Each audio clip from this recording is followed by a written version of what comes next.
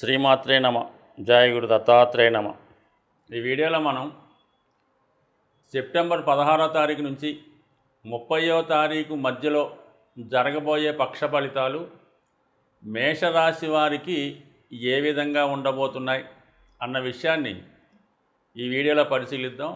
మరి మేషరాశి వారికి ఈ పక్షం అంతా కూడా కుజగ్రహ సంచారం తృతీయ స్థానంలో మరి సంచరించడం వల్ల జాతకుడు కార్యసాధకుడై ఏ ప్రయత్నాన్నైనా చాలా విజయవంతంగా సక్సెస్ఫుల్గా పూర్తి చేసే ప్రయత్నం జరుగుతూ ఉంటుంది.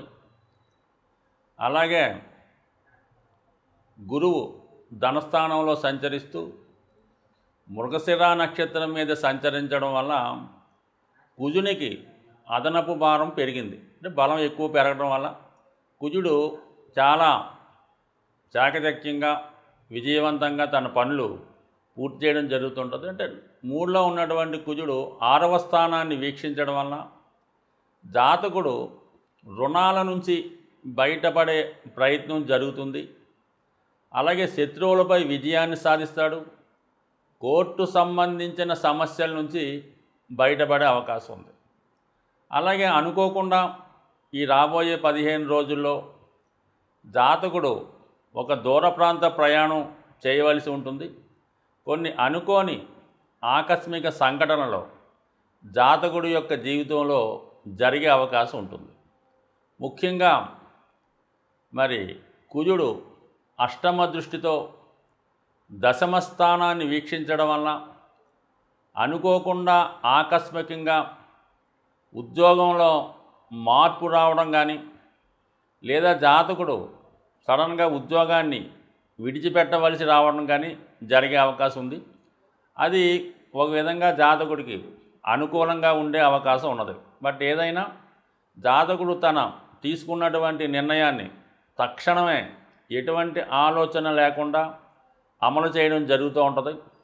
సో ఏదైనా కొన్ని ముఖ్యమైన విషయాలు ఈ పక్షంలో నిర్ణయం తీసుకునేటప్పుడు 1-2 సార్లు ఆలోచించి నిర్ణయం తీసుకోవడం మంచిది. ఎందుకంటే కావాలని మిమ్మల్ని కొందరు రెచ్చగొట్టి మీతో ఇటువంటి ఉద్యోగ సమయంలో మారడం కానీ, ఉద్యోగం మానేయడం కానీ, ఇటువంటి నిర్ణయాలు తీసుకునే విధంగా చేసే అవకాశం ఉంటుంది. కాబట్టి మీరు మీ యొక్క ఆలోచన నిర్ణయంతోనే ముందుకు వెళ్ళాలి తప్ప ఇతరుల మాటలు విని తొందరపాటు నిర్ణయం తీసుకోవడం వల్ల టెంపరీగా నష్టపోయే అవకాశం ఉంది. కాబట్టి ఈ విషయంలో చాలా వరకు జాగ్రత్తగా ఆలోచించి నిర్ణయం తీసుకోవడం ఉత్తమమైన పద్ధతి. అలాగే మరి సెప్టెంబర్ 18వ తారీఖు నుంచి శుక్రుడు స్వక్షేత్రగతుడై రావడం వల్ల జాతకుడికి ఆర్థికపరమైన ఉన్నటువంటి సమస్యల నుంచి బయటపడే అవకాశం ఉంది. ముఖ్యంగా జీవిత భాగస్వామి యొక్క సహకారం పెరిగే అవకాశం ఉంది. మరి వ్యక్తిగతంగా ఈ మేషరాశి లేదా మేషలగ్నం వారు స్త్రీలై ఉంటే వాళ్ళకి ఈ సెప్టెంబర్ 18 తర్వాత ఉద్యోగ ప్రయత్నాలు ఫలించే అవకాశం ఉంది.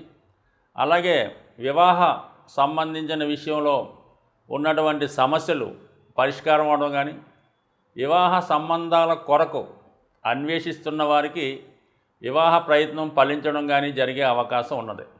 సో ఏదైనా మరి శుక్రుడు సప్తమ స్థానంలోకి రావడం వలన జాతకుడు గతంలో కన్నా ఎక్కువ ధనాన్ని ఖర్చు పెట్టడం జరుగుతుంటుంది.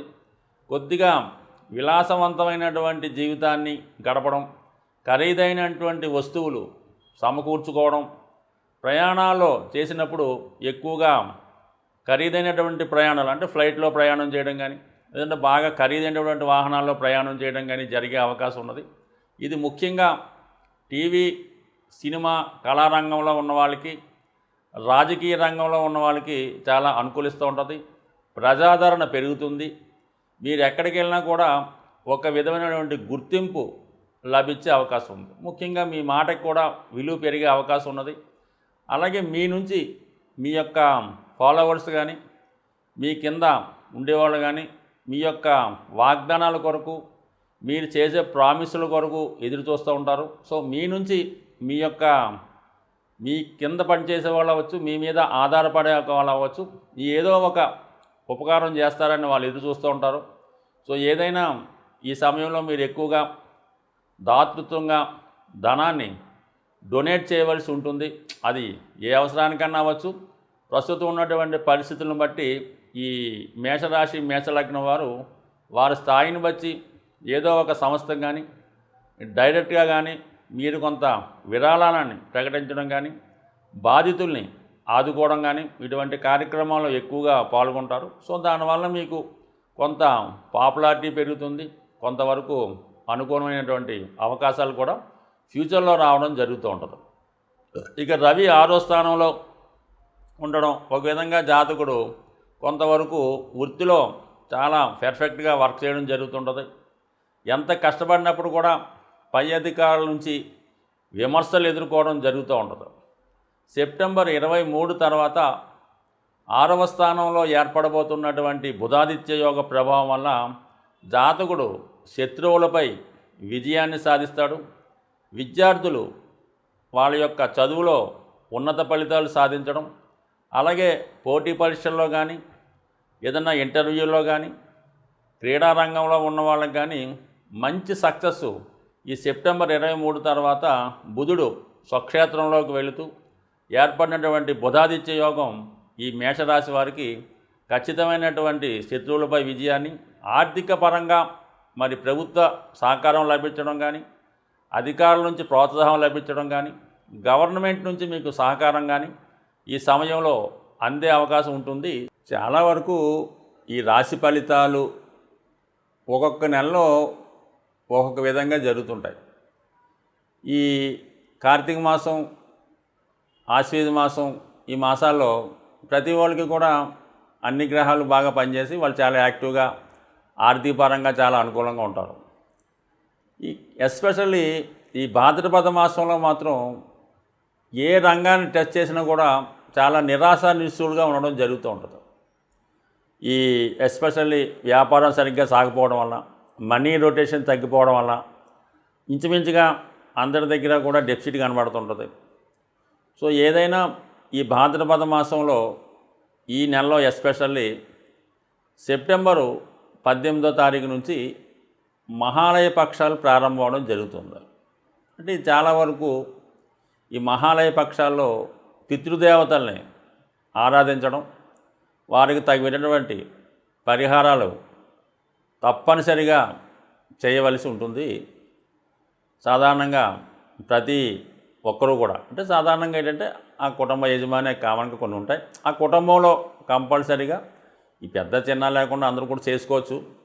చిన్నవాళ్ళు కాకుండా వాళ్ళు ఈ పెద్దలకి ఈ ఎస్పెషల్లీ మీకు వాళ్ళ పెద్దవాళ్ళని తలుచుకున్నటువంటి ఆ రోజులో కానీ ఎస్పెషల్లీ ఈ మహాలయ అమావాస్య రోజు సాధ్యమైనంత వరకు మీ పెద్దవారి యొక్క పేరు చెప్పి ఏదైనా ఒక దేవాలయంలో కానీ ఎవరైనా ఆ సమాన వయసు కలిగి ఉంటారు, మీ తండ్రి గారే చేద్దాం అనుకున్నారు, తాతగారే చేద్దాం అనుకున్నారు, ఆ వయసు ఉన్నటువంటి వారికి ఏ కమ్యూనిటీ అయినా పర్లేదు, వారికి ఈ ఆహార పదార్థాలు లాంటి ఈ ముడిసరుకు లాంటి డొనేట్ చేయడం వల్ల ఏది అవకాశం లేదనుకున్న వాళ్ళు ఆవుకి ఆహారంగా రోజు ఏదో కొన్ని నవధాన్యాలు లాంటి ఏదో గోధుమలు, మినుములు ఏదన్నా నానబెట్టిని ఆవుకు పెట్టడం వల్ల కూడా ఇటువంటి ఫలితం వచ్చే అవకాశం ఉంది. సాధ్యమైనందుకు ఇచ్చేయండి. కామన్గా ఈ ధన సమస్యలు పరిష్కారం అవడానికి ఒక అద్భుతమైన రెమెడీ ఏంటంటే ఈ నవే డేస్లో ఎస్పెషల్లీ ఈ భాద్రపద మాసంలో ఆంజనేయ స్వామిని ఆరాధించడం వల్ల ఎస్పెషల్లీ ఎవరైతే ఆర్థికపరమైన సమస్యలతో ఇబ్బంది పడుతున్నారు అనుకున్న వాళ్ళు మీకు దగ్గరలో ఉన్నటువంటి హనుమాన్ ఆలయంలో మంగళవారం రోజు ఆర్థిక సమస్యలు ఉన్నవాళ్ళు మంగళవారం రోజు స్వామికి వడమాల వేయడం వల్ల, దాంతోపాటు తేనె నైవేద్యంగా పెట్టి విధి విధానంగా పూజించడం వల్ల 100% ఆర్థికపరమైన సమస్యలు పరిష్కారం అవుతాయి. వ్యాపారపరమైన ఇబ్బందులు ఉన్నవాళ్ళు, వ్యాపారపరంగా నష్టపోతున్నవారు, విద్యలో విజయం కోరుకున్న వాళ్ళు బుధవారం రోజు స్వామికి తమలపాకుల మాల 41 వేయచ్చు, కామన్గా 108 వేయచ్చు. దాంతోపాటుగా వడపప్పు నైవేద్యంగా పెట్టి మరి స్వామిని విధి విధానంగా ఆరాధించి దాన్ని భక్తులకు పంచిపెట్టడం వలన విద్యార్థులు కంపల్సరీగా వాళ్ళు కోరుకున్న విజయం సాధిస్తారు. వ్యాపారులు ఖచ్చితంగా వాళ్ళ వ్యాపారం తిరిగి మళ్ళా పునఃప్రారంభమై కొత్త విషయాలు సాధించే అవకాశం ఉంటుంది. సో ఈ విధంగా ఆంజనేయ స్వామిని ఇంకా మనకి ఏ జీవితంలో ఇంకే దారి లేదు, ఇక సర్వం నాశనం అయింది అనుకున్న వాళ్ళు బుధవారం రోజు ఆంజనేయ స్వామి ఆలయంలో అటుకులు బెల్లం మీకు ఎంత వీలుంటే అంత అటుకులు బెల్లం కలిపి తయారు చేసి స్వామికి నైవేద్యంగా పెట్టి భక్తులకు పంచిపెట్టడం వల్ల కూడా ఖచ్చితంగా మీకు మరి ఇటువంటి ఇబ్బందుల నుంచి బయటపడడం కూడా జరుగుతూ ఉంటుంది. ఏదైనా అతి శీఘ్రంగా ఫలితాన్నిచ్చే దేవుడు ఆంజనేయ స్వామి కాబట్టి కుజుడు పెట్టినటువంటి అన్ని రకాల సమస్యల నుంచి బయటపడాలంటే కేవలం మీరు ఆంజనేయ స్వామిని ఆరాధించడం వల్ల ఖచ్చితమైనటువంటి విజయాన్ని తొందరగా సాధించే అవకాశం ఉంటుంది. అయితే 100% మరి స్వామిని ఇష్టదైవంతో మరి మీరు ప్రార్థించినప్పుడు ఆ పూజ చేయనప్పుడు ఖచ్చితంగా శ్రీరాముని యొక్క భజన కనీసం మీకు ఒక 18 నిమిషాలు 5 నిమిషాలన్నా శ్రీరాముని భజన చేయడం వల్ల ఆ ఫలితం మీకు వచ్చే అవకాశం ఉంటుంది. అంటే ప్రతిదానికి కూడా ప్రతి సీక్రెట్ ఉంటుంది. ఇందులో హనుమంతుని ప్రసన్నం చేయాలంటే రాముని కీర్తించడం వల్ల 100% మీకు ఫలితం వచ్చే అవకాశం ఉంటుంది. స్వస్తి.